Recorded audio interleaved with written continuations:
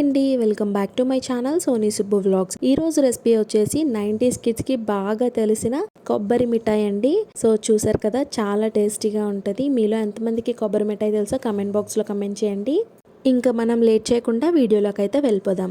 మనం కొబ్బరి మిఠాయి చేయడానికి ముదర కొబ్బరికాయనైతే తీసుకోవాలండి. బాగా ముదురు ఉండాలి. వాటిని నేను చూపించిన విధంగా సన్నగా తరుక్కొని పెట్టుకోవాలండి. ఎప్పుడైనా కొబ్బరి మిఠాయికి సన్నగా ఉంటేనే చాలా టేస్టీగా ఉంటుంది నోట్లో పెట్టుకునేటప్పుడు. ఇప్పుడు స్టవ్ ఆన్ చేసుకొని బాండీ పెట్టుకొని దాంట్లో 1 టేబుల్ స్పూన్ నెయ్యి అయితే వేసుకోండి. అది కొంచెం మరగనివ్వండి. నాది స్టీల్ ప్యాన్ అవ్వడం వల్ల పొగలు వచ్చేస్తుంది అని చెప్పి నెయ్యి వేయంగానే నేను కొబ్బరి ముక్కలను అయితే వేసేసుకున్నాను. ఒకవేళ మీది సిల్వర్ ప్యాన్ కానీ లేదంటే కొంచెం దల్సరిగా ఉండే ప్యాన్ అయితే కొంచెం నెయ్యి మరిగిన తర్వాత అయితే కొబ్బరికాయ ముక్కల్ని వేసుకోండి. వేసుకొని బాగా ఫ్రై చేసుకోవాలన్నమాట. అంటే కొబ్బరి నుంచి పచ్చి స్మెల్ పోయి మంచి సువాసన అయితే వస్తుంది కొబ్బరి వేగేటప్పుడు నెయ్యిలో.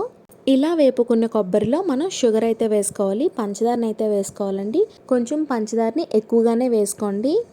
పంచదారని వేసిన తర్వాత కొంచెం అలా కలుపుకుంటూ ఉంటే మనకి మంచిగా పాకం అయితే రెడీ అవుతుందండి. నేను స్టీల్ ప్యాన్ వేసుకోవడం వల్ల మాడిపోతుంది, షుగర్ మాడిపోతుందేమో అని చెప్పి కొంచెం వాటర్ అయితే వేసేసాను. మీరు వాటర్ అయితే వేయకుండా అలా తిప్పుతూ కలుపుకోండి. అప్పుడు మనకి పంచదార అనేది మంచిగా క్యారమెలైజ్ అవుతుంది అనమాట. అంటే పాకం తొందరగా వచ్చేస్తుందండి. వాటర్ వేయడం వల్ల ఏంటంటే కొంచెం లేట్గా మరుగుతూ ఉంటుంది పాకం. మనకు కావాల్సిన పాకం కొంచెం లేట్గా వస్తుంది. పాకం అయ్యిందా లేదా అని తెలుసుకోవడానికి ఎలా అంటే కొంచెం బౌల్లో వాటర్ తీసుకొని ఆ పాకంని చిన్నది స్పూన్తో తీసుకొని టెస్ట్ చేస్తే మనకి పాకం మరిగిందా లేదా అనేది తెలుస్తుందండి. ఎలాగంటే పాకం వేయంగానే వాటర్లో కరిగిపోతే మనకి పాకం రెడీ అవ్వలేనట్టండి.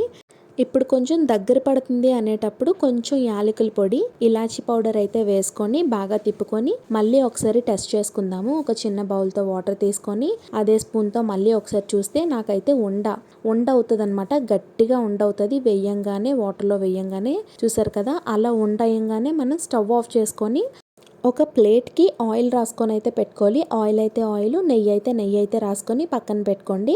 మనం స్టవ్ ఆఫ్ చేసేసిన వెంటనే ప్లేట్లోకి అయితే ట్రాన్స్ఫర్ చేసేయాలి. నాకైతే కొంచెం పంచదార సరిపోలేదండి. అందుకని నేను మళ్ళీ కొంచెం పంచదారని అయితే పాకం పట్టుకొని మళ్ళీ వేసుకున్నాను అనమాట. అప్పుడు నాకు చక్కగా కొబ్బరి మిఠాయి అయితే అయిపోయిందండి. అది వేసిన ఒక పావు గంట అరగంటకి గట్టిగా వచ్చేస్తుంది మన పాకం కరెక్ట్గా ఉంటే. ఒకవేళ పాకం ఏమాత్రం కొంచెం లేతగా ఉన్నా మనకి తొందరగా రాదు. అదే పాకం పర్ఫెక్ట్గా వస్తే నేను చూపించిన విధంగా కరెక్ట్గా వస్తుందండి. ఇంకా వీడియోని చూస్తూ లైక్ చేయకపోతే please to like, share and subscribe. నా వీడియోస్ చూస్తూ నన్ను సపోర్ట్ చేస్తున్న వాళ్ళందరికీ చాలా చాలా థ్యాంక్స్ అండి. ఇలాంటి కొబ్బరి మిఠాయి అంటే ఎంతమందికి ఇష్టమో కమెంట్ బాక్స్లో కమెంట్ చేయండి.